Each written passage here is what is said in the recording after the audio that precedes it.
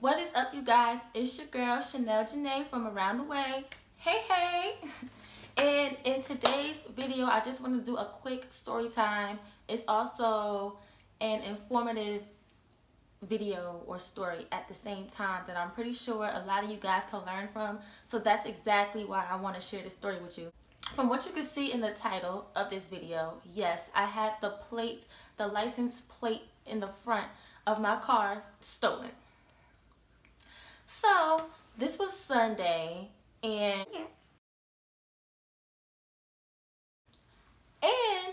my mom was like, when you pull up to church, let me know when you're about to pull up and I'll come outside and hand you something. And I had to go to my godfather's church to drop it off. So I pull up to the church. I'm getting closer and I call my mom and I'm like, I'm about to pull up. So she comes out and she hands me the envelope. Everything was cool. Obviously at that point, she noticed that the plates were still in my car because she saw me coming towards her. She saw it at that time. So I go to my godfather's church. I park and go inside literally for no more than 5 whole minutes. I hand off the envelope, get back in the car, and go to church. I did not check my car when I got back in the car. So, number one, check your car. It is always best, this is a lesson I learned, just check your car before you get in it all the time. Make sure it's not like a scratch that wasn't there before. Make sure your license plates are on the car. So then I pull up at my church again. I go inside church and I'm having a good time. Meanwhile, while I'm inside church having a hallelujah good time, I think somebody was still on my license plate. But okay, at this point I'm in church, I don't know this yet, right? So church is over. I get in the car. Once again, did not check my car. So every Sunday we go to my aunt's house after church for Sunday dinner. We get to my aunt's house, pull in her drive in her backyard. And when we're about to go inside, my mom passes my car and she looks and she's like, "Where's your front license plate? What happened?" And I'm like, what? And I look. Sure enough, the front license plate was gone. It looks raggedy. It looks like somebody snatched it off.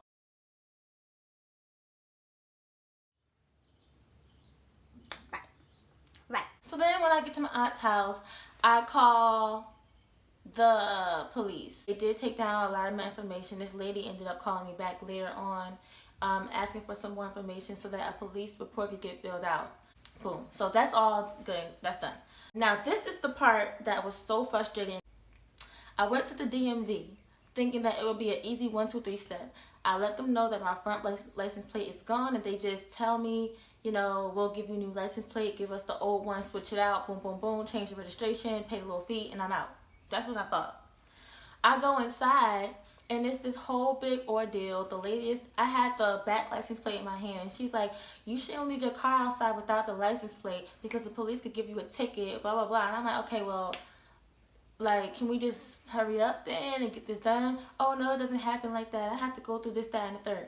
So it was a back and forth thing of me putting the license plate back on the car and then thinking that I'm done, bringing it in. And then they're telling me, no, we're not done yet. Go put it back in your car. So I put back and forth mess. My mom's name is on the registration. My name is on the insurance, but not the registration.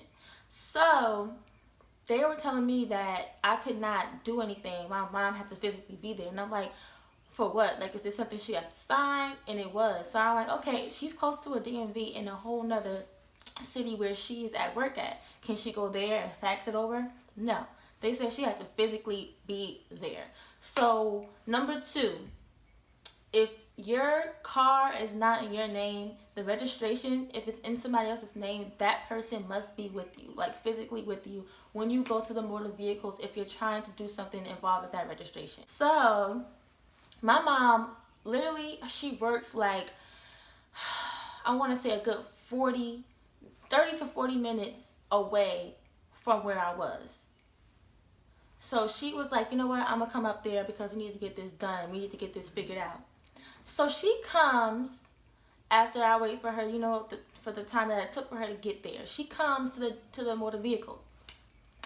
So then they're like, okay, so sign these papers, blah, blah, blah, blah, blah. They tell us that it was done wrong. So they give the whole form again, and we have to fill out the form again. That was a pain. Then they're like, oh, okay, we see that this is a leased car. Yes, my car is leased by Hyundai Leasing. So technically, the car isn't yours, it's Hyundai Leasing's car. So not only did my mom have to be there because her name was on the registration, we needed Hyundai Leasing to give a power of attorney to the DMV or to the motor vehicle. So then I have to call Hyundai Leasing. And this sweet lady, she answers the phone and she's like, hi, our phone systems are down right now. But if you have any questions, I could try my best to answer them for you. Bruh. Like, seriously? So I told her what's going on, and she's like, yeah, we would definitely need the systems to be up to pull up your information and also to get that power of attorney sent over. So I'm like, oh my goodness, how long will this take? Even though, you would never know how long it's going to take. But she's like, I would give it an hour. So I'm like, okay. So I let them know what's going on. Like, look, they are going to send over the power of attorney, but I have to call back within an hour. Can my mom go, being that you've seen that she's here? You have seen her with your own eyes, and she has signed everything she has to sign. Can she go? And they were like, yeah. So my mom left. I didn't want to hold her up any longer than, it's already an inconvenience for her to have to come help me with this. So she goes off to work. I'm sitting around waiting for an hour. So then it's an hour. I call them back. And let me tell you, I didn't get that same lady. First of all, when you call the Hyundai Leasing, they want you to put in all this information. They do all this extra stuff, like put your social. And mind you, since my mom's name is on the registration, I have to have her information. So I'm trying to figure, because my mom scribbled out her social security number on this paper, like from the form that was done incorrectly. I still had that one, but it was scribbled out. I'm trying to make out the numbers because I have to act like I'm her, basically. I call, and this girl straight picks up the phone, and she's like, we're so sorry right now. Our systems are down, so we cannot do anything to help you. Goodbye. I click.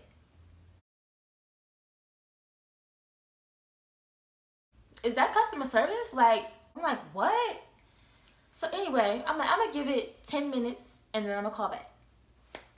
Because this time, when I called back, my intentions was to, when whoever picked up, I was going to stop them there in their tracks and say, excuse me, somebody that picked up the phone a few minutes ago straight hung up on me, and I think that is very unprofessional because the least you can do is find out what somebody wants to know. Maybe it's a question that doesn't involve the systems being up, but for her to hang up like that, that was very rude. But when this guy picked up, he was very nice. So it was no need. I didn't even go there. I just allowed him to help me at that point. Because first I called and I couldn't get the social security number right because my mom had scribbled it out. I'm like, let me call you back. I hang up, call my mom just to verify her social, call back, go through this whole thing again, finally get through to this guy. And he says, okay, I'm going to send over the power of attorney right now. But it doesn't happen right away.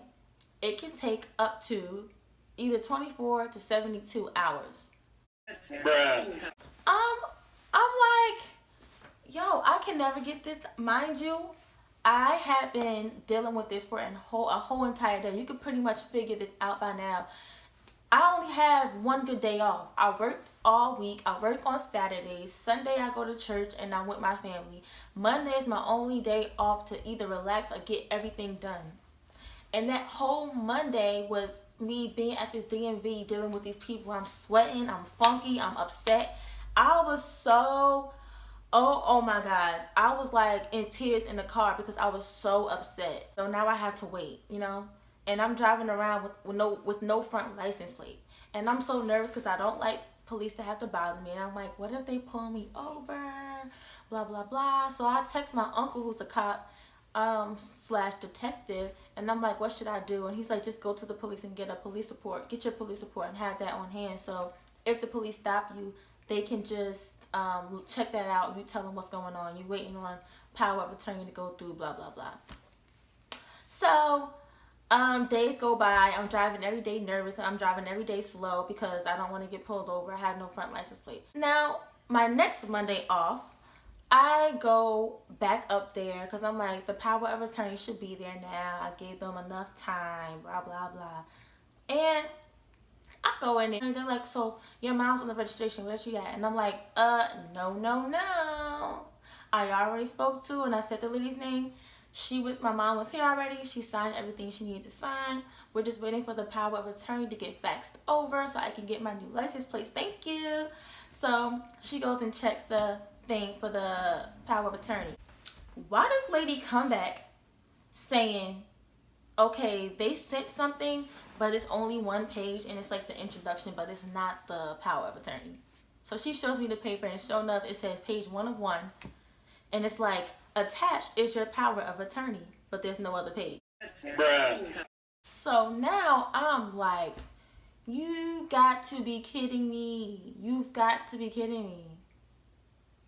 So then I called the Hyundai leasing people, and I'm like, did y'all send it over? And they're like, yeah, we did. And I'm like, okay, well, they're saying that they don't have it. And all this back and forth just to not get anywhere, yo. Not to get anywhere. So a whole week is going by.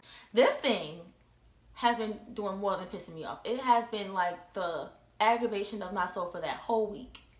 The whole week. I'm like, this is a mess. So tip number 3 is that if your car is leased, you will need to send over a power of attorney to the motor vehicle that you're going to. So if I were you, I would go ahead and just have that set up too, because that's what's going to have to happen. So all of this, right?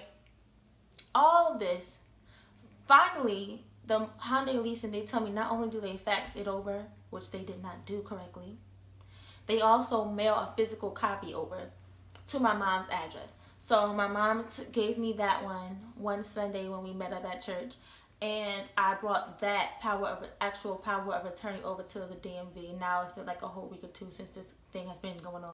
I go there, give them the power of attorney, boom, finally. I'm in New Jersey, so it cost $6. That's how much it was to get the new plates, basically changing the registration and all that was $6.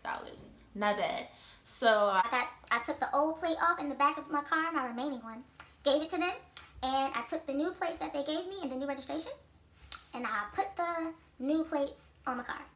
Yay. So then I'm like, okay, so we realized that the lease was almost up. So, you know, when it comes to leasing, you can change up your car a little bit sooner than the end of it if you want.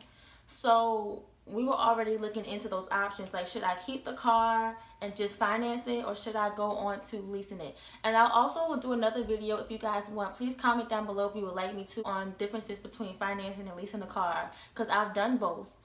So long story short, we decided to lease again and not finance a car. So I did just change over to a new car. But let me tell you this last kicker. Get the new car. The guy helping us tells us, okay, he takes the new plates that I just had 2 weeks of frustration about, sweating, funky, upset, crying. He takes them off the old car, hands them to me, and says, you gotta bring these plates back to the DMV because you're gonna get new ones for this new car that you have. Huh? But I was so drained from this situation. But that's the story, y'all. So those 3 steps are very, very important. 1, I would check my car. Number 2, if your name is not on that car, like if you're just a co-signer but you have somebody else on that car and their name is on the registration, they do need to be with you, physically with you at the motor vehicle. 3, you will need a power of attorney sent over to the motor vehicle if you lease your car. But I hope that helps you guys out. I hope that you guys got a good little giggle out of my pain. Make sure that you give this video a thumbs up, subscribe to my channel. Thank you, and see y'all next week.